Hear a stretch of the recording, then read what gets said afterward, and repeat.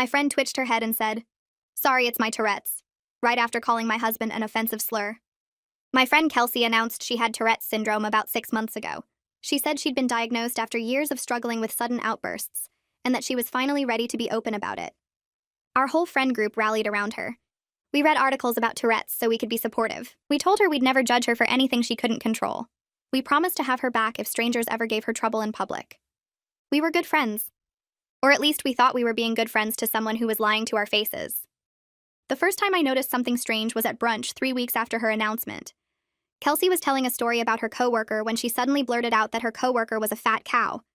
She immediately covered her mouth and apologized and said it was her Tourette's.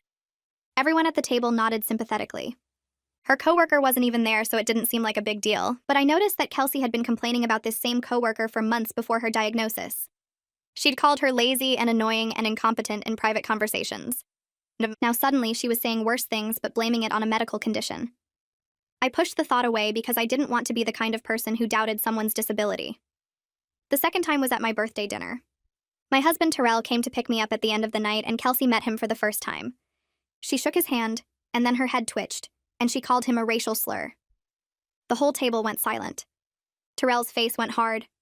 Kelsey immediately apologized and explained about her Tourette's, and said she was so embarrassed and that she had no control over what came out of her mouth. My other friends jumped in to explain that Kelsey had a condition, and that she didn't mean it. Terrell looked at me and I could see he didn't believe her for a second. On the drive home, he asked me if I'd ever heard Kelsey say anything like that before her diagnosis. I thought about it and realized I hadn't. He said that was convenient. I told him I didn't want to accuse my friend of faking a disability. He said he wasn't accusing anyone of anything, but that he also wasn't going to sit at a table with someone who called him slurs, regardless of the excuse. I understood. Over the next few months, Kelsey's outbursts got worse and more targeted. She called our friend Diana stupid during Diana's promotion celebration. She told our friend Becca that her boyfriend was ugly during Becca's anniversary dinner. She announced that our friend Mira's cooking tasted like garbage at a potluck Mira had spent all day preparing for. Every single time she'd twitch and apologize and blame her Tourette's.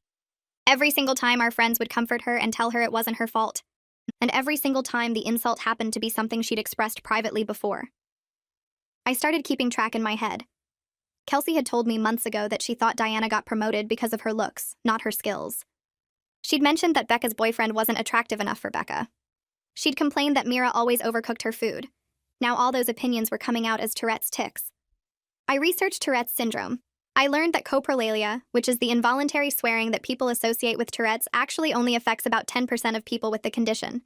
I learned that tics were usually repetitive and consistent, not perfectly crafted insults tailored to specific situations. I learned that tics happened randomly, not conveniently, during moments when Kelsey wanted to say something mean to someone. I also noticed that Kelsey's tics only happened in English. When we went to a Japanese restaurant and the server didn't speak much English, Kelsey's Tourette's was mysteriously quiet. When we met my husband's grandmother, who only spoke Spanish, Kelsey didn't have a single outburst.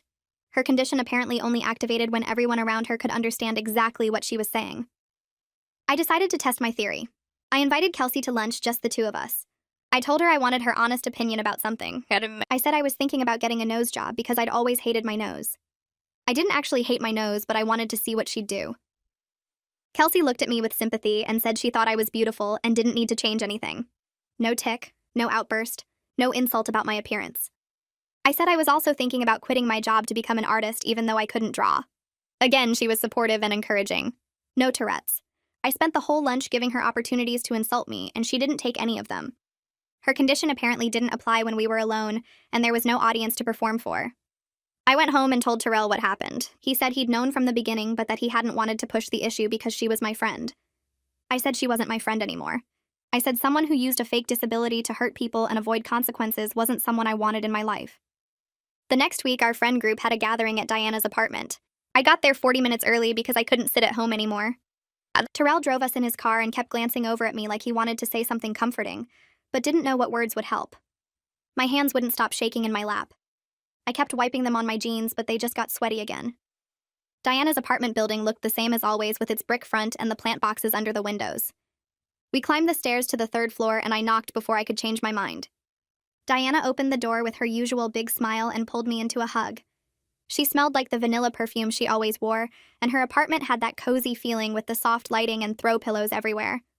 She welcomed Terrell too and seemed happy he came even though she'd only met him a few times. I could tell she didn't know what I was planning. Nobody knew except Terrell and me.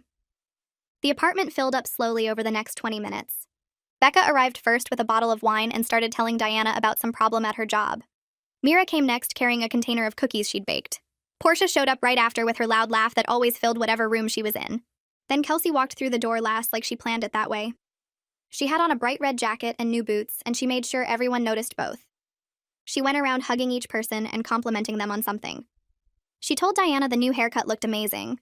She told Becca those earrings were so cute. She touched Mira's arm and said something that made Mira smile. I watched the whole performance knowing exactly what it was now. A show. A carefully planned act to make everyone love her and feel special. My stomach twisted watching her work the room. Terrell stood next to me holding his beer, and I felt his hand brush against mine for just a second. A reminder that he was there, that I wasn't alone in seeing through her. We all moved into Diana's living room and settled into our usual spots. Diana had put out chips and dip on the coffee table. Someone turned on music in the background. The conversation flowed easy at first with everyone catching up on the week. Becca talked about her boyfriend maybe getting a promotion. Mira complained about her landlord raising the rent. Portia shared a funny story about her sister's wedding planning drama. Then Kelsey launched into this whole thing about her neighbor's cat that kept getting into her apartment somehow.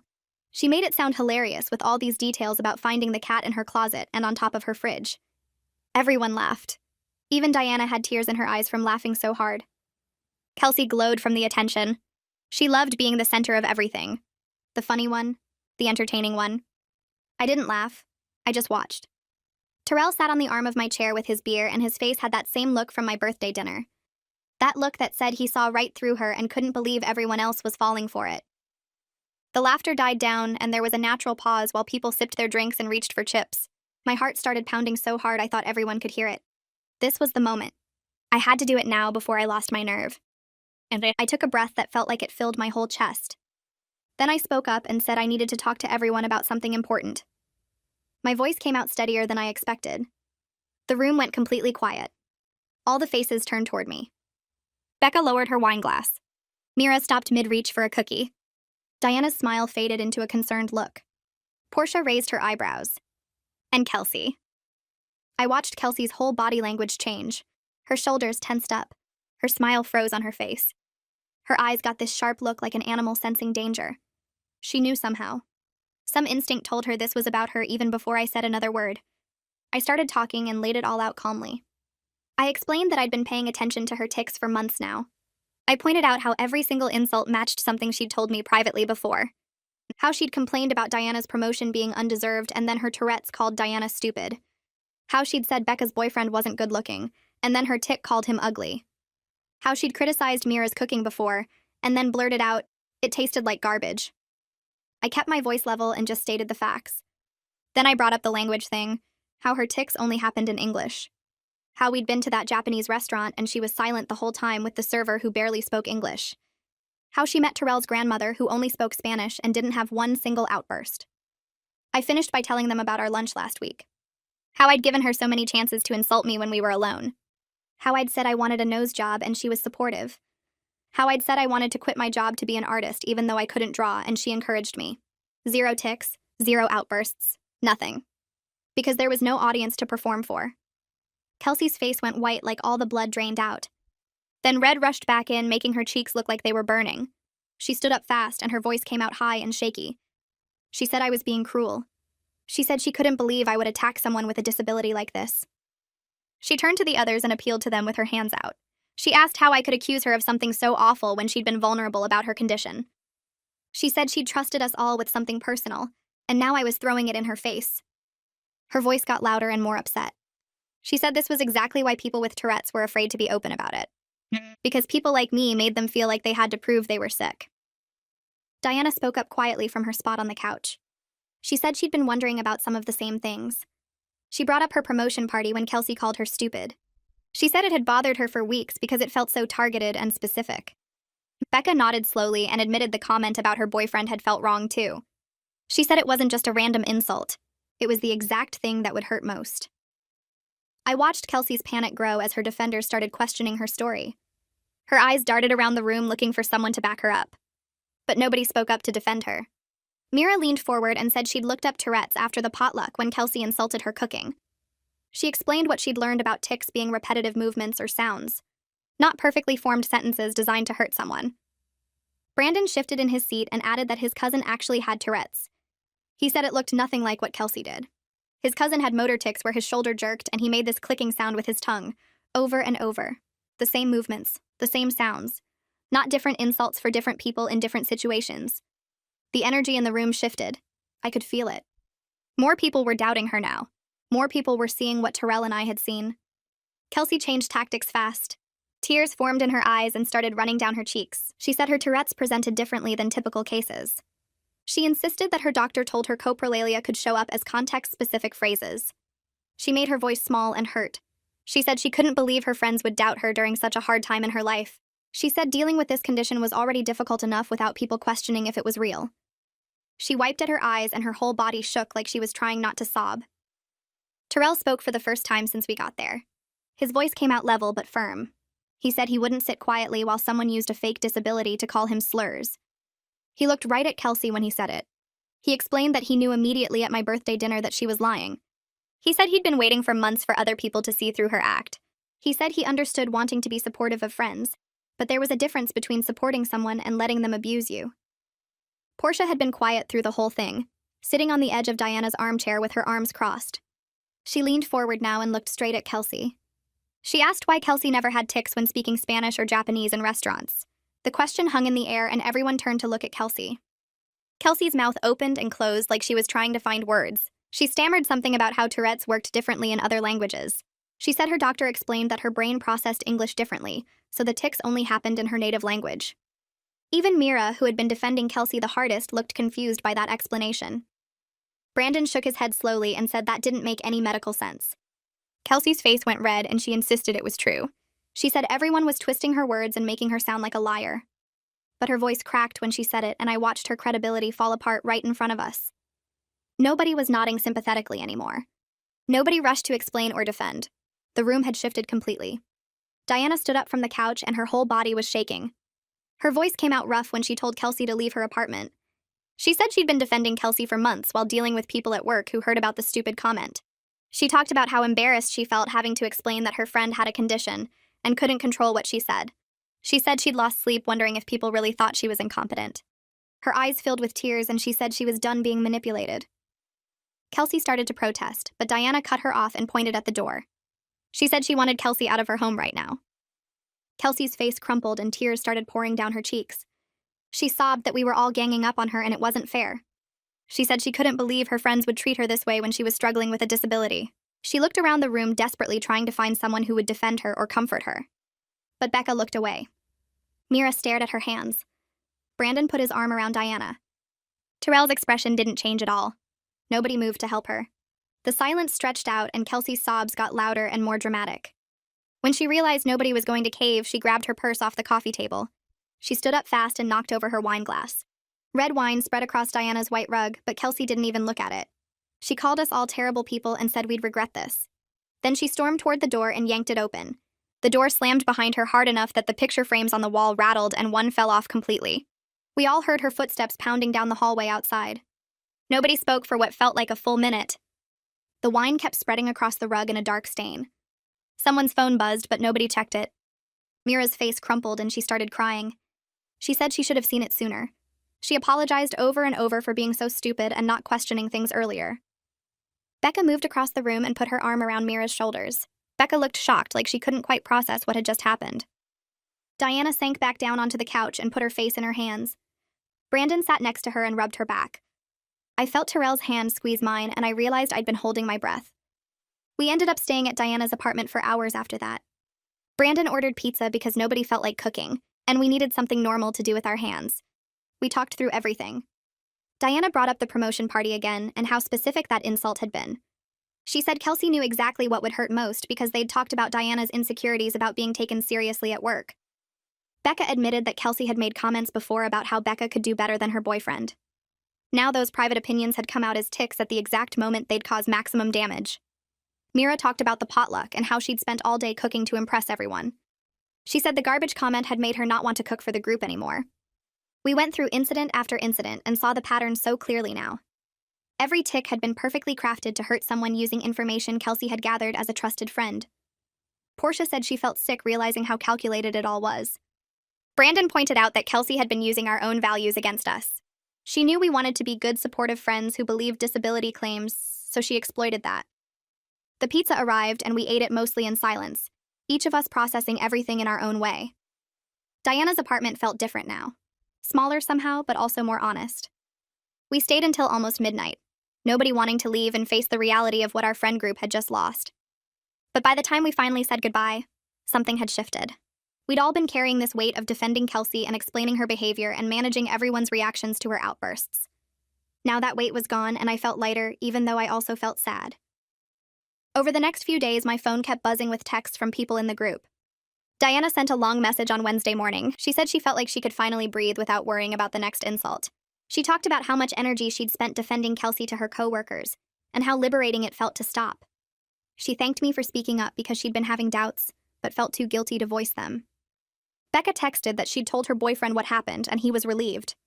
Apparently, he'd been dreading seeing Kelsey again after the ugly comment. Mira sent a voice message saying she'd been doing research on factitious disorders, and it was helping her understand what happened. Portia called me on Thursday night, and we talked for almost an hour. She said she'd been growing suspicious for weeks, but kept pushing the thoughts away. Every time she'd start to doubt Kelsey's story, she'd feel guilty for questioning a disability claim. She thanked me for having the courage to say what everyone was thinking.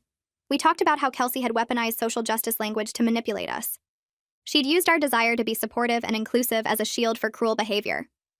On Friday afternoon, Kelsey sent a group text to everyone. She said we all owed her an apology and that she was consulting with her lawyer about defamation. She claimed we'd damaged her reputation by spreading lies about her medical condition. The text was long and detailed with lots of legal-sounding language about slander and emotional distress. I stared at my phone and waited to see if anyone would respond. Nobody did. The group chat stayed silent. 3 hours later, another text came through from Kelsey. This one was shorter and angrier. She called us all terrible people who had abandoned her when she needed support most.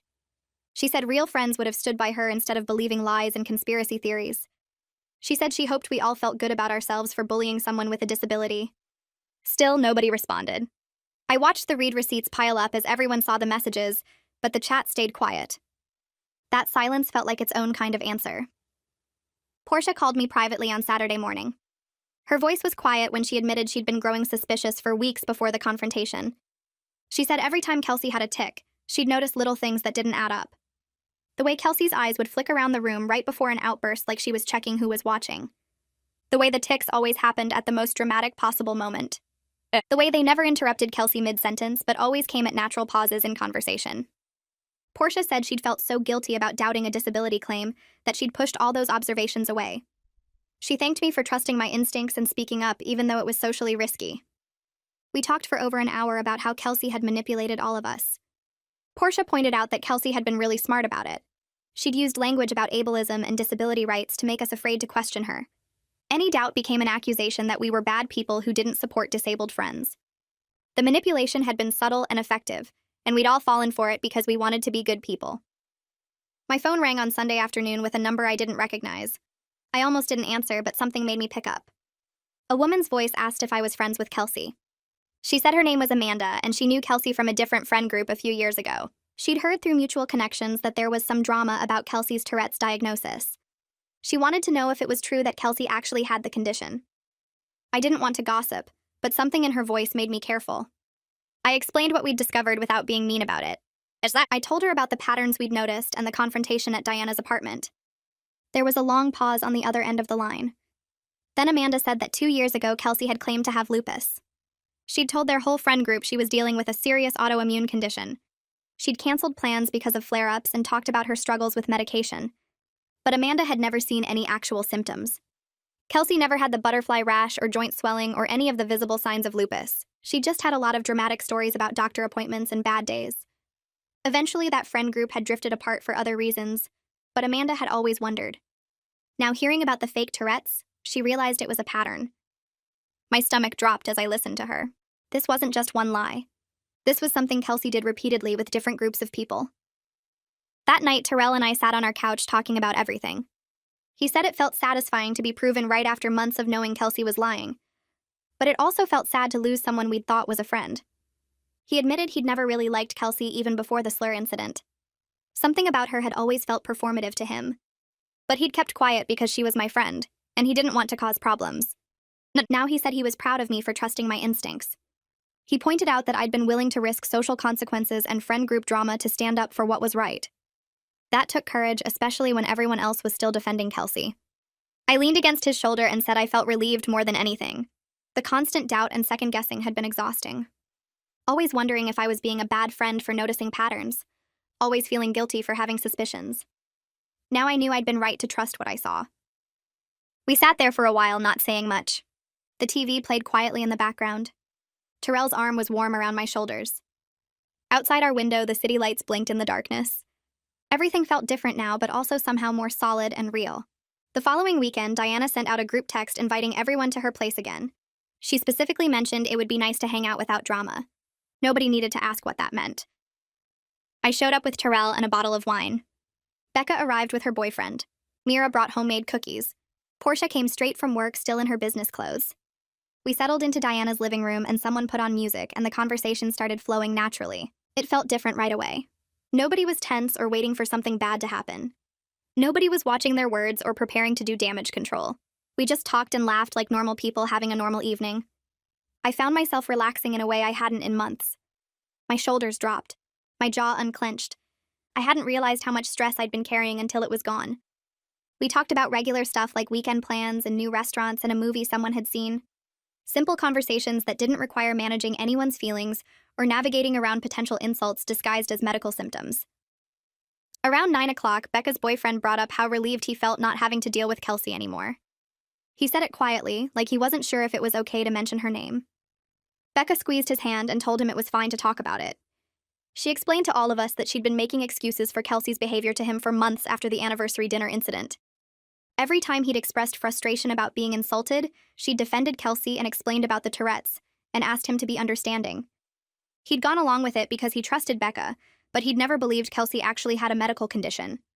He said the whole situation had caused tension between them, because he felt like Becca was choosing her friend over him. Now that Kelsey was out of the picture, their relationship felt stronger. They'd been communicating better, and he felt like Becca actually had his back instead of defending someone who'd disrespected him. Becca admitted she felt terrible about putting him through that. She said she'd been so focused on being a supportive friend that she'd ignored her own boyfriend's legitimate feelings. The whole group nodded in understanding. We'd all been doing the same thing in different ways. 3 days later, I ran into Kelsey at the grocery store. I was in the produce section picking through avocados when I heard her voice behind me calling my name. I turned around and there she was with a shopping basket looking completely normal, like nothing had happened. She smiled and asked how I'd been and what I'd been up to. Her tone was cheerful and friendly, like we were still close friends who just hadn't seen each other in a while. I stared at her for a second, trying to process the audacity. I kept my voice flat and said I'd been fine. She kept talking about her week and some show she'd been watching, and did I want to grab coffee sometime. I picked up my avocados and said I needed to finish shopping. Her smile faltered. She stepped closer and her whole face changed. The friendly mask dropped and something cold showed underneath. She hissed that I'd ruined her life. She said I'd turned everyone against her and destroyed her friendships and made her look like a liar. Her voice was low and angry and nothing like the cheerful tone from 30 seconds earlier. I told her she'd done that to herself by faking a disability to hurt people. She said I had no proof and that I was just jealous of the attention she got. I pushed my cart past her and walked away. She called after me that I'd regret this, but I kept walking. My hands shook as I loaded groceries into my car. That night, I checked social media and saw that Kelsey had posted several vague messages about fake friends and betrayal. She wrote about people who abandon you when you need them most, and how she'd learned who her real friends were. She posted quotes about loyalty and backstabbing. She shared articles about disability discrimination. Every post was clearly about our situation, but written to make herself look like the victim. Within hours, I started getting messages from mutual acquaintances who hadn't been at Diana's apartment. They'd seen Kelsey's posts and wanted to know what happened. They asked if it was true that we'd all cut her off. They wanted my side of the story. I responded to each message with the same basic facts. I explained the patterns we'd noticed with her tics. I described how her insults always matched opinions she'd expressed privately before. I mentioned how her Tourette's only happened in English and never when we were alone. I didn't embellish or add drama. I just laid out what we'd observed and let people draw their own conclusions. Most of them responded with some version of "now that you mention it" or "I always wondered about that." A few days after that, I got a message from someone named Leah. She introduced herself as a coworker of Diana's who I'd met briefly at a few parties. She said Diana had told her what happened with Kelsey, and she wanted to get coffee if I had time. Something about her message felt genuine, so I agreed to meet her at a cafe near my apartment. Leah showed up exactly on time with a warm smile and ordered us both lattes. She got straight to the point. She said she'd had a similar experience in college with someone who faked having lupus for attention. Her whole friend group had rallied around this person and supported them through their supposed illness. They'd helped with rides to doctor appointments and brought meals and excused all kinds of bad behavior because their friend was sick.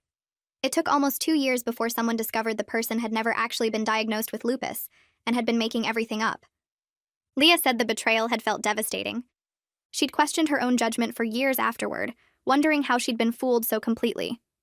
Hearing about what happened with Kelsey had brought all those feelings back, but also made her feel less alone in the experience.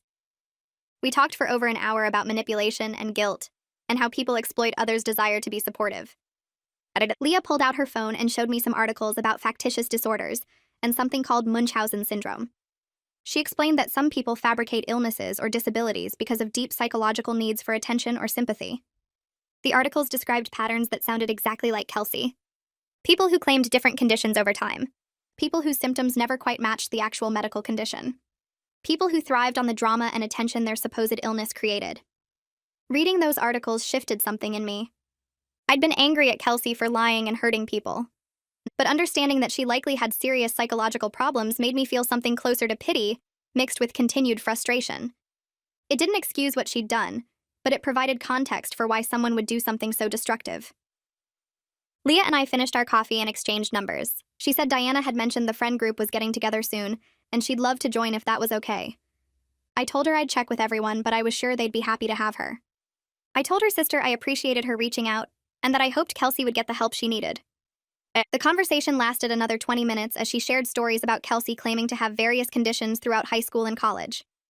She'd told people she had chronic fatigue syndrome during her sophomore year of college, then switched to claiming she had fibromyalgia when that didn't get enough attention. Her sister's voice cracked when she explained how their parents had taken Kelsey to dozens of specialists who all found nothing wrong. She said the family had been trying to get Kelsey into therapy for years, but she refused to go, insisting that everyone else was the problem. I hung up feeling a strange mix of sadness and relief. The sadness came from understanding that Kelsey was deeply troubled and had been hurting people for years. The relief came from knowing my instincts had been right and I wasn't crazy for doubting her story. I texted Diana to fill her in on what I'd learned, and she responded immediately saying it all made sense now. 2 weeks later, Diana called me with exciting news. She'd gotten another promotion at work, a bigger one this time that came with a significant raise and her own team to manage. We organized a celebration dinner at the same restaurant where Kelsey had called her stupid during her last promotion party. This time the energy was completely different. Everyone arrived smiling and relaxed, and we ordered appetizers and drinks without any underlying tension.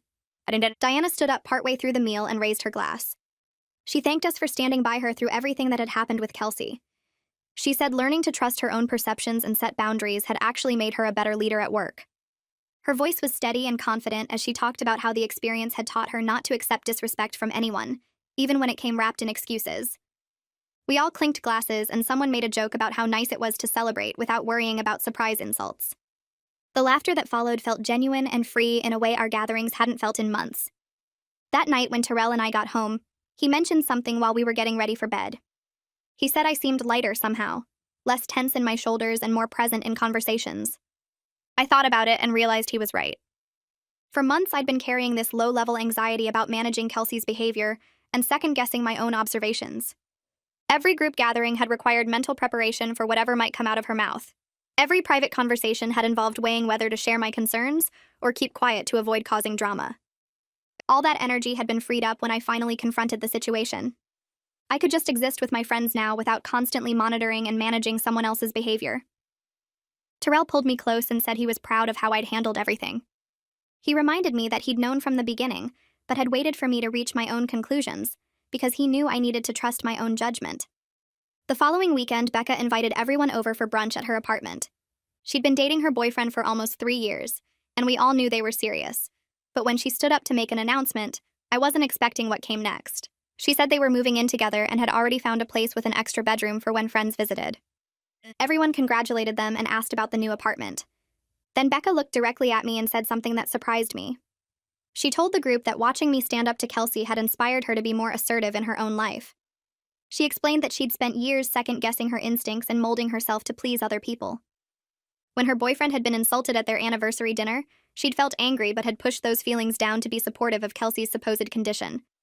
Seeing me trust my observations and speak up for the truth had shown her that it was okay to prioritize her own judgment over social pressure. She said it had affected more than just the Kelsey situation. She'd started speaking up more at work, setting clearer boundaries with her family, and being more honest with her boyfriend about what she wanted. Her boyfriend squeezed her hand and smiled, and I felt a surge of unexpected pride that my actions had helped someone else find their voice. The conversation naturally shifted to a discussion about how we'd all enabled Kelsey's behavior. Mira admitted she'd noticed inconsistencies early on, but had talked herself out of questioning them because she didn't want to be the person who doubted someone's disability. Diana said she'd felt the same way, especially after we'd all read those articles about Tourette's and promised to be supportive. We'd been so focused on being good allies that we'd ignored obvious red flags. Now, Becca pointed out that Kelsey had weaponized our desire to be understanding and used it as a shield for increasingly cruel behavior. We talked about how important it was to believe people when they disclosed disabilities or health conditions, but also how it was okay to notice when someone's story didn't add up. The pattern had been so clear in hindsight. Every tick perfectly matched a private opinion Kelsey had expressed before. Every outburst happened at the exact moment that would cause maximum damage to the target. Every explanation relied on us feeling too guilty to question her further. We made a pact to trust our instincts more in future friendships, and to communicate honestly with each other when something felt off. Leah had been quiet during most of this conversation, but she spoke up when there was a pause. She shared that she'd dealt with her own challenges around being believed when she disclosed a real health condition a few years ago. Some people had been skeptical because her condition wasn't visible and her symptoms fluctuated. She'd had to bring documentation to work and educate friends about what she was dealing with. Hearing about Kelsey's fake claims had brought up frustration because people like Kelsey made it harder for those with genuine disabilities to be taken seriously. When someone fakes a condition for attention, it creates doubt that spills over onto everyone else. Doctors become more skeptical. Friends become more cautious about offering support. Employers question whether accommodations are really necessary. The harm extended far beyond just our friend group. We sat with that reality for a moment, understanding that Kelsey's lies had broader implications than just the hurt feelings of people she'd insulted. She'd contributed to a culture of doubt that affected countless others who were dealing with real medical challenges. 3 weeks later, I got invited to a birthday party for someone I knew through work. I almost didn't go when I saw that Kelsey was invited, but Terrell encouraged me to attend and not let her presence control my social life. I walked in and immediately spotted Kelsey across the room. She saw me at the same time and her face went pale. For the next 2 hours, she stayed on the opposite side of the party, avoiding not just me, but Diana, Becca, and Mira, who had also shown up. She left early without saying goodbye to anyone, and I noticed several people commenting on how quiet and subdued she'd been. The host mentioned that Kelsey seemed different somehow, less animated and attention-seeking than usual. Someone else said they'd noticed Kelsey hadn't had any tics all evening, which they found strange given how frequent her outbursts supposedly were. I didn't offer any explanation, just listened to people starting to form their own conclusions. The host called me 2 days later. She'd noticed the tension at the party and wanted to understand what had happened. She admitted she'd invited Kelsey before knowing about the situation, and felt terrible about creating an awkward dynamic. I explained everything from the beginning, walking her through the pattern of targeted insults, the convenient timing, the language specificity, and the private lunch test. She listened without interrupting and then let out a long breath. She said she'd always found Kelsey's Tourette's claims suspicious, but had felt like she couldn't question them without being a terrible person. The tics had seemed too perfectly crafted and too situationally convenient. She'd watched Kelsey insult people at multiple gatherings, and had noticed that the victims were always people Kelsey had complained about privately before. But she'd pushed down her doubts because disability awareness was important, and she didn't want to be on the wrong side of that issue. Now that she understood what was really happening, she felt relieved to finally have confirmation of what her instincts had been telling her all along. 3 months passed, and our friend group settled into a new normal. We'd added Leah as a core member, and she fit in perfectly with her straightforward personality and genuine warmth. We occasionally included other acquaintances at gatherings, and the dynamic felt more relaxed and authentic than it had in over a year. Nobody had to walk on eggshells or brace for surprise insults. We could compliment each other without worrying that someone would immediately undercut the moment with a cruel comment disguised as a tic. The constant low-level management of Kelsey's behavior and feelings was gone, replaced by easier and more honest interactions. Diana hosted a game night and we stayed up late laughing and talking without any underlying tension. Becca brought her boyfriend and he actually seemed to enjoy himself instead of looking uncomfortable and targeted. Mira made her famous lasagna, and everyone praised it enthusiastically, without any cruel commentary about her cooking skills. The absence of Kelsey's toxicity had created space for our friendships to deepen and become more genuine. Diana pulled me aside during that game night and shared something personal. She'd been in therapy for the past 2 months processing everything that had happened. Her therapist had helped her understand manipulation tactics and emotional abuse, and she was learning to recognize patterns she'd missed before. She explained that Kelsey had exploited social pressure around disability to avoid accountability for genuinely harmful behavior. The therapy sessions had helped her identify similar dynamics in other relationships, including with a coworker who used different excuses to justify disrespectful treatment. Diana said she was setting better boundaries across all areas of her life now. She'd stopped accepting behavior that made her uncomfortable just because someone had a good excuse or made her feel guilty for objecting. She thanked me again for speaking up because it had set off a chain reaction of positive changes in her life that extended far beyond just removing one toxic friend from the group. I started hearing things through mutual friends about a month later. Portia had been at a professional networking event downtown when Kelsey walked up to her near the refreshment table. Kelsey smiled bright and asked how Portia was doing, like they were still close friends who talked regularly. Portia kept her answers short and polite but didn't engage beyond basic pleasantries. She told me later that Kelsey's friendliness felt fake and forced, like she was performing for the other people standing nearby. When Portia excused herself to go talk to someone else, Kelsey raised her voice just enough for the surrounding group to hear. She made a comment about how sad it was when people abandoned friends who had disabilities, how some people claimed to support disability rights but showed their true colors when things got hard. Portia felt everyone's eyes on her back as she walked away. She said her first instinct was to turn around and defend herself, to explain the real situation to these strangers who were probably judging her. But she kept walking. She found a quiet corner and took some deep breaths and reminded herself that engaging with Kelsey's manipulation was exactly what Kelsey wanted. Portia called me that same evening and we talked for over an hour. She said walking away without responding felt like a huge victory, even though it had been difficult. She recognized the manipulation attempt for what it was and refused to participate in Kelsey's drama.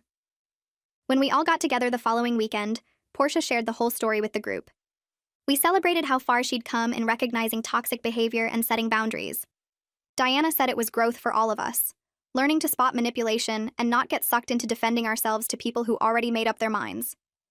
The whole experience with Kelsey had taught us to trust our instincts and not engage with people who were trying to make us look bad. Brandon joined us at that gathering and he pulled me aside at one point to say something I wasn't expecting. He thanked me for what I'd done, for speaking up about Kelsey and getting her out of the friend group. He said he'd been dreading every single social event with us for months because of her. Every time Becca invited him to meet her friends, he felt sick to his stomach knowing Kelsey would be there. He never knew what cruel things she'd say about him or their relationship. The comment about him being ugly at their anniversary dinner had really hurt, even though he tried to play it off at the time. He said Becca's friends were important to her, and he wanted to be part of that world, but Kelsey made it miserable. Now he actually looked forward to hanging out with us. He felt respected and welcomed instead of targeted and insulted. Becca overheard part of the conversation and came over to hug both of us. She said their relationship was stronger now that she wasn't constantly making excuses for someone who disrespected him. That conversation with Brandon stuck with me for days afterward. I thought about how being a good friend isn't just about offering support no matter what. Sometimes being a good friend means having difficult conversations and setting boundaries. It means standing up when you see someone being hurt, even if the person doing the hurting has a good excuse. I'd spent so long worried about being the kind of person who doubted disabilities that I almost let Kelsey keep hurting people I cared about. Terrell and I talked about it one night while making dinner together. He said watching me find my voice and stand up for what was right had made him love me even more. He'd seen me struggle with the decision for weeks, weighing my values against my observations, and he was proud of how I handled the whole situation. I told him I couldn't have done it without his support and his initial skepticism that helped me trust my own instincts. Our group started planning a weekend trip about 2 weeks after that conversation. We'd talked about doing a group vacation for years but could never get everyone coordinated. Diana suggested we rent a cabin in the mountains for a long weekend. The planning process was surprisingly smooth. Everyone responded to messages quickly and contributed ideas without any drama or tension. Mira found a great rental property with enough bedrooms for all of us. Becca created a shared document for meal planning and everyone added their favorite foods. Leah offered to coordinate activities and researched hiking trails and local attractions. I realized halfway through the planning that this never would have worked when Kelsey was part of the group. There had always been underlying tension making it hard to coordinate anything. Someone would suggest an idea, and Kelsey would find something wrong with it. She'd complain about costs or locations or timing in ways that derailed the whole conversation. Now we were moving forward easily because everyone genuinely wanted to make it work, and nobody was creating obstacles just to create obstacles. The weekend trip happened in early fall when the leaves were changing colors. We drove up Friday afternoon and spent the evening settling into the cabin and making dinner together. Saturday we hiked during the day, and that night we built a bonfire in the backyard. The fire crackled and sent sparks up into the dark sky while we sat in a circle with blankets and drinks. Diana started talking about what she'd learned from the whole Kelsey situation. She said it taught her to trust her instincts even when her instincts went against what she thought she should believe. She'd known something was wrong with Kelsey's behavior, but kept pushing those thoughts away because she didn't want to be wrong about someone's disability. Now she was working in therapy on listening to her gut feelings and not dismissing them just because they made her uncomfortable. Becca agreed and said she learned that supporting someone doesn't mean accepting harmful behavior. You can believe someone has struggles while still holding them accountable for how they treat others. Mira added that the experience taught her the importance of honest communication in friendships. We'd all been talking around the problem instead of addressing it directly, and that just let the situation get worse. Leah had been quiet during most of the conversation, listening to everyone share their experiences. When there was a pause, she spoke up and said being welcomed into our group had been really meaningful for her. She appreciated that we were all committed to real relationships, instead of just performing friendship for social media or appearances. She said she'd been in friend groups before where people were fake nice to each other but talked behind each other's backs constantly. Our group felt different because we'd been through something hard together and came out stronger. Her perspective as someone who joined after all the drama helped us see how much we'd actually grown and changed. We weren't the same people who had nodded sympathetically every time Kelsey blamed her cruelty on a medical condition. We'd learned to recognize manipulation and set boundaries and have hard conversations when necessary. I heard through a mutual acquaintance about 3 weeks after the trip that Kelsey had moved to a different city. The person who told me wasn't sure if it was for a job or just a fresh start, but Kelsey was gone from our area entirely. Part of me hoped she was getting professional help and making better choices in her new location. Part of me hoped she was learning to take responsibility for her actions instead of hiding behind excuses. But mostly I just felt relief that she was no longer in our social world. And I didn't have to worry about running into her at events or hearing through friends that she was spreading lies about us. She was someone else's problem now, or hopefully she was working on herself and not creating problems for anyone. I shared the news with the group, and everyone had similar reactions. We wished her well from a distance, but were grateful for the geographic separation. Diana decided to host a gathering to mark the 1-year anniversary of when I first confronted Kelsey at her apartment. She sent out invitations calling it an honesty and growth celebration. We all showed up with food and drinks and spent the evening laughing and talking and remembering how far we'd come. Diana made a toast to real friendship built on trust and honesty, instead of walking on eggshells. We clinked our glasses together, and I looked around at these people who'd been willing to face an uncomfortable truth with me. We could have taken the easy path and kept making excuses for Kelsey. We could have let her keep hurting people because confronting her felt too hard. Instead, we'd chosen the difficult conversation and come out stronger on the other side. The evening felt light and genuine in a way our gatherings hadn't felt in over a year. Mira brought someone new to our next gathering about 2 weeks later. She introduced him as her boyfriend, and he seemed nervous meeting all of us at once. But everyone welcomed him warmly and included him in conversations and made him feel comfortable. Mira pulled me aside later in the evening and said she wouldn't have felt okay bringing him around when Kelsey was part of the group. She never knew what cruel comment might come out, and she didn't want to subject someone she cared about to that treatment. Now she felt confident bringing him into this space because she knew he'd be treated with respect and kindness. Watching her introduce her boyfriend with pride and confidence made me realize how much Kelsey's presence had affected all of us in ways we hadn't even fully recognized until she was gone. Becca's boyfriend Brandon came up with the idea to celebrate our anniversary at Diana's place with everyone. He said it would be perfect because the friend group had been there for us through everything, and they deserved to share in the good moments too. Terrell agreed immediately, and I liked the thought of marking this milestone surrounded by people who actually cared about us. Diana offered to host and said she'd handle the food if everyone else brought drinks. The night of our anniversary, we showed up at Diana's apartment with a bottle of wine and found the living room decorated with streamers and a banner that said, "Congratulations." Mira had made a cake with our names on it, and Portia brought flowers for the table. Leah arrived with her girlfriend, who we'd met once before, and they both seemed excited to celebrate with us. We sat around Diana's dining table eating pasta and garlic bread, while everyone took turns sharing stories about Terrell and me. Brandon told a story about the first time he met Terrell and how protective Terrell had been when asking about his intentions with Becca. Diana shared that she'd known we were solid as a couple from the way Terrell looked at me during the whole Kelsey situation. Portia said she admired how we handled conflict together instead of letting it divide us. Leah raised her glass and said she hoped to find a relationship as strong as ours someday. Terrell squeezed my hand under the table, and I felt grateful for these people and this moment. After dinner, Brandon made a toast and joked that surviving the Kelsey drama together was probably better than any couples therapy we could have paid for. Everyone laughed, and Terrell agreed and said dealing with that situation had taught us to communicate better and trust each other's instincts. I added that facing challenges as a team had deepened our relationship in ways that easy times never could. We clinked glasses, and I looked around the table at friends who'd stood by us and chosen honesty over comfort. The evening felt light and genuine and full of the kind of connection that only comes from going through something difficult together. A few days later, I got a message on social media from someone named Jessica, who I'd met twice at mutual friend gatherings but didn't know well. She said she'd heard through connections about what happened with Kelsey and wanted advice about a similar situation. Her friend had recently claimed to have a chronic illness, but Jessica noticed the symptoms only appeared at convenient times. She felt terrible for doubting someone's health issues, but the patterns were too obvious to ignore. I read her message twice before responding, because I remembered how alone I'd felt when I first started questioning Kelsey. I wrote back and told her to trust her observations while being thoughtful about how she addressed it. I explained that supporting someone doesn't mean accepting behavior that hurts people, and that real disabilities don't work as convenient excuses for cruelty. I shared some of the research I'd done about Tourette's and suggested she do similar homework about her friend's claimed condition. I encouraged her to talk to other friends privately and see if they'd noticed the same patterns. I warned her that confronting someone who's lying about a disability would be difficult, and she might lose the friendship. I said it was worth it anyway because letting someone weaponize a fake diagnosis hurts everyone, including people with real disabilities.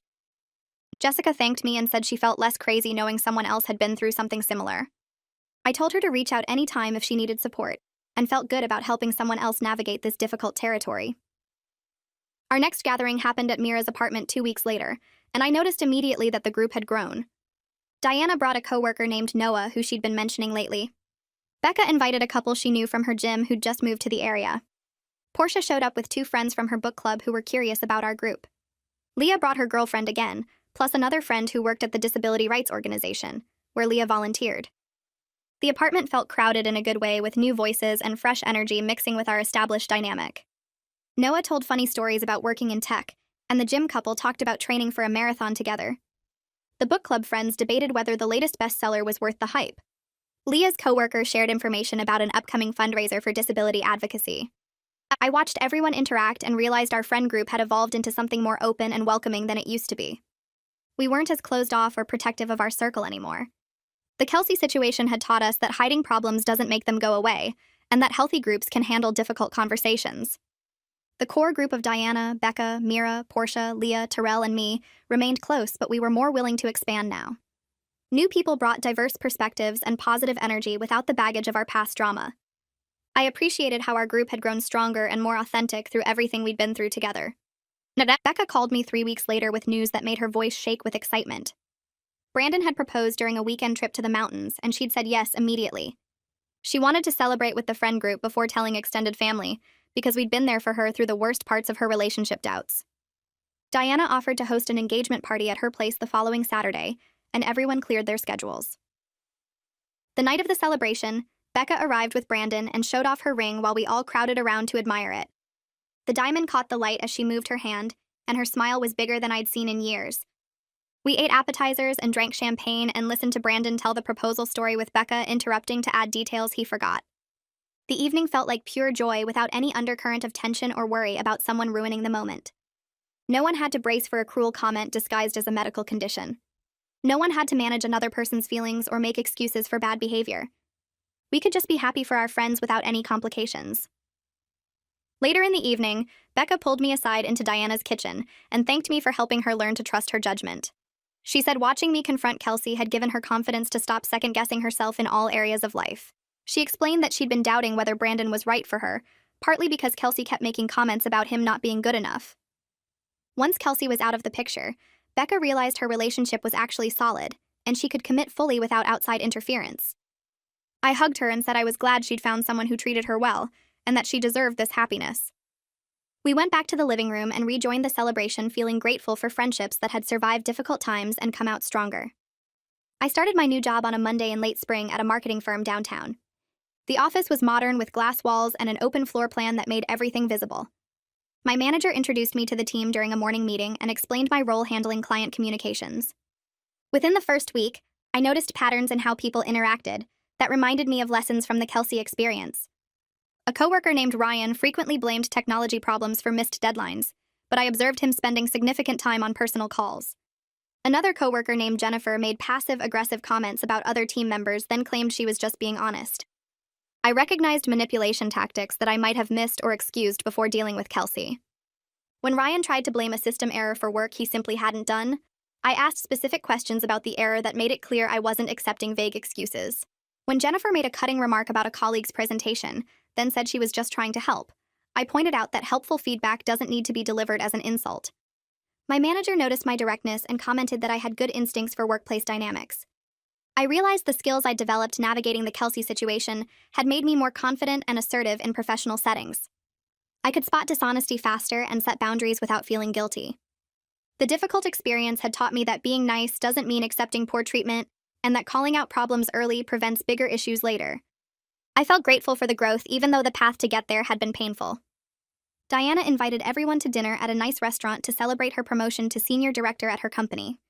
She'd been working toward this position for 3 years, and finally got the offer with a significant raise and a team of people reporting to her. We gathered at an Italian place downtown and ordered multiple bottles of wine and too much food. Diana gave a short speech thanking us for supporting her through a challenging year of personal and professional growth. She said the past 12 months had taught her to address problems directly, rather than avoiding conflict, and that skill had made her a better leader. She explained that her new role required managing difficult conversations with team members and clients, and she felt prepared because of everything she'd learned from the Kelsey situation. She credited the experience with helping her develop stronger communication skills and more confidence in her judgment.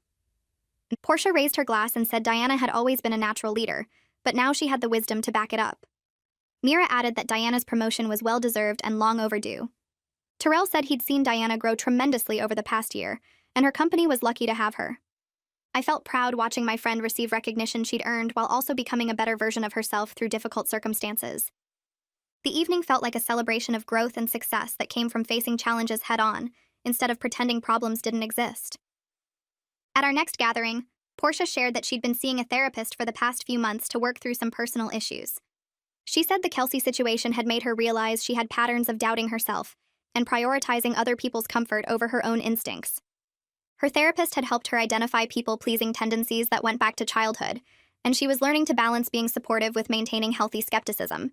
She explained that she'd been so focused on being a good friend to Kelsey that she'd ignored obvious signs of manipulation because confronting them felt uncomfortable. Her therapist had introduced concepts about boundaries and authentic relationships that were changing how Portia approached all her friendships. She shared some insights about recognizing when support becomes enabling and how to trust your observations even when someone claims you're being unsupportive. Diana said she'd been thinking about similar issues in therapy and appreciated Portia being open about the work she was doing. Becca admitted she'd also been questioning why she'd been so quick to excuse Kelsey's behavior and realized she had her own people-pleasing patterns to address.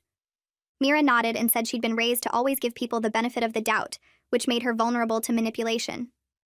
We all benefited from Portia's willingness to share what she was learning, and the conversation opened up space for everyone to reflect on their own growth. I felt grateful for friends who were willing to do the hard work of understanding themselves better and becoming more authentic in their relationships. Leah suggested our friend group volunteer together at the disability rights organization where she worked part-time. She said it would be meaningful to do something positive after the negative experience with Kelsey, and we all agreed immediately. We signed up for a Saturday morning shift helping with an awareness event in the park. The organization had set up information booths about different disabilities, and we helped distribute materials and answer basic questions from people who stopped by. I spent 2 hours talking to families and individuals about resources available for people with disabilities. I learned more about the real challenges people face, including dealing with skepticism because of others who fake conditions for attention or benefits. A woman with multiple sclerosis told me she'd been accused of exaggerating her symptoms because some days she appeared fine while other days she could barely function. A man with Tourette's explained that people often don't believe his diagnosis because his tics are mild motor movements, rather than the coprolalia that media portrays. A parent of a child with autism shared frustration about people questioning whether her son really needed accommodations. These conversations reinforced that Kelsey's behavior had broader harmful impacts beyond just our friend group. People who fake disabilities make it harder for those with genuine conditions to be believed and supported. The volunteer experience felt like a small way to contribute something positive and educate ourselves about real disability experiences, rather than the fake version Kelsey had performed. Leah brought 3 of her friends to our next gathering and introduced them as people she'd known since college. They were visiting from out of town, and Leah thought they'd enjoy meeting her local friend group. The 3 friends fit in naturally with easy conversation and genuine interest in getting to know everyone. One of them worked as a social worker and shared interesting stories about her job. Another was finishing a graduate degree in public health and had thoughtful perspectives on healthcare access. The third was a teacher who made everyone laugh with stories about her students. Our social circle continued to grow in healthy ways, with new people bringing fresh perspectives and none of the baggage from the Kelsey situation. I noticed how different these gatherings felt compared to when Kelsey was part of the group. There was no tension or worry about someone saying something cruel. No one had to walk on eggshells or manage another person's unpredictable behavior. We could relax and enjoy each other's company without the constant low-level stress that Kelsey's presence had created. I appreciated how our group had evolved into something stronger and more authentic. We'd learned that real friendship meant being honest even when it was difficult, and supporting each other through challenges rather than enabling harmful behavior. The new people joining our circle benefited from the foundation we'd built through surviving something painful together. 18 months after the confrontation at Diana's apartment, I ran into Kelsey's sister at a coffee shop downtown. I almost didn't recognize her at first, but she approached me with a tentative smile and asked if we could talk for a minute. We sat at a table by the window, and she thanked me for setting boundaries with Kelsey, even though it had been difficult. She said Kelsey had struggled significantly after losing our entire friend group and had finally agreed to start therapy 6 months ago. The therapist had diagnosed her with factitious disorder, and they were working on understanding her pattern of fabricating health issues for attention. Kelsey's sister explained that Kelsey was starting to acknowledge what she'd done, though she still had trouble taking full responsibility. She said recovery would take years and might never be complete, but therapy was the first time Kelsey had admitted she had a problem. She thanked me again for being the one who forced consequences instead of continuing to enable the behavior. She said watching Kelsey lose all her friends had been the wake-up call she needed, even though it had been painful to witness. I told her I hoped Kelsey continued with treatment and found healthier ways to get her needs met. I said I wasn't interested in resuming any kind of relationship, but I genuinely wished her well from a distance. We finished our coffee and said goodbye, and I walked out feeling a complex mix of emotions about the update. I felt glad Kelsey was getting help, but knew our friendship couldn't be fixed. The betrayal ran too deep, and the manipulation had damaged too much trust. And I told her sister I hoped therapy would help Kelsey build healthier relationships in the future. But I also made it clear I wasn't interested in reconnecting or receiving updates about her progress. That boundary protected my peace and the health of my friend group. We'd all worked too hard to rebuild after her lies to risk letting her back in. I wished her well from a distance, the way you might wish well for anyone struggling with serious issues. But wishing someone well didn't mean opening my life back up to them. Some doors close for good reasons, and this was one of them. 3 weeks later, Terrell and I hosted a dinner party at our place. We invited Diana, Becca, Mira, Portia, and Leah, along with 3 of Terrell's colleagues from work. I spent the afternoon cooking while Terrell set up the dining room table with our nice dishes. The doorbell started ringing at 7, and soon our apartment filled with voices and laughter. Terrell's coworker Noah brought wine, and his wife brought homemade bread. Everyone mingled easily in the living room while I finished the last dishes in the kitchen. Diana helped me carry platters to the table and whispered that she loved seeing our 2 social circles come together. Dinner flowed with easy conversation about everything from work projects to travel plans to ridiculous stories about pets. Noah told a story about his cat that had everyone crying with laughter. Leah and Terrell's other coworker Sarah discovered they both loved the same obscure podcast and spent 20 minutes enthusiastically discussing episodes. And I looked around the table at all these people who genuinely enjoyed each other's company and felt grateful for what we'd built. After dessert, people moved back to the living room with coffee, and the conversation continued for another 2 hours. When everyone finally left around midnight, Terrell helped me load the dishwasher. He told me he was proud of the community we'd created together. I realized he was right. Losing Kelsey had actually opened space for deeper and more real connections. Without her negative energy and constant drama, we'd been able to welcome new people and strengthen existing friendships. The evening had felt warm and easy in a way our gatherings never had when Kelsey was part of the group. 2 nights later, Diana, Becca, Mira, Portia, Leah, and I had a girls' night at Mira's apartment. We ordered takeout and settled on her couch with wine and snacks. The conversation eventually turned to everything we'd been through with Kelsey. Diana said the whole experience had taught her to trust her instincts more. Becca agreed and added that she'd learned the importance of honest communication, even when it felt uncomfortable. Mira said she used to avoid conflict at all costs, but now understood that sometimes confrontation was necessary and healthy. Portia admitted she'd been too quick to doubt herself when things didn't add up with Kelsey's story. Leah said watching us work through that difficult situation had shown her what real friendship looked like. We talked about how painful it had been to realize someone we cared about had been manipulating us, but we also acknowledged that going through it together had made our friendship stronger. We'd learned to communicate more directly and support each other through hard truths instead of just comfortable lies. The Kelsey situation had forced us all to grow in ways that benefited every relationship in our lives. We stayed up late talking and laughing, and I felt grateful for friends who were willing to face uncomfortable realities and build something better together. 2 years passed since the confrontation at Diana's apartment. Our friend group continued to thrive with bonds based on honesty and real care for each other. Diana got another promotion, and we celebrated without any worry about someone ruining the moment. Becca and her boyfriend got married in a beautiful ceremony where everyone could relax and enjoy themselves. Mira started her own catering business, and we all supported her by recommending her to everyone we knew. Portia moved to a new apartment, and we helped her paint and decorate. Leah introduced us to her new girlfriend, and she fit right into the group. Terrell and I hosted regular dinner parties that brought together our expanding circle of friends. We'd all grown individually and together from what happened with Kelsey. I'd learned that real friendship meant being honest even when it was hard. Diana had learned to set boundaries and trust her judgment. Becca had learned to speak up when something felt wrong. Mira had learned that avoiding conflict only made things worse. Portia had learned to trust her instincts instead of doubting herself. Leah had found a group of friends who valued authenticity over performance. We'd built something real and lasting by refusing to enable harmful behavior and choosing truth over comfort. I felt grateful every time we got together for friends who were willing to face an uncomfortable situation and come out stronger on the other side.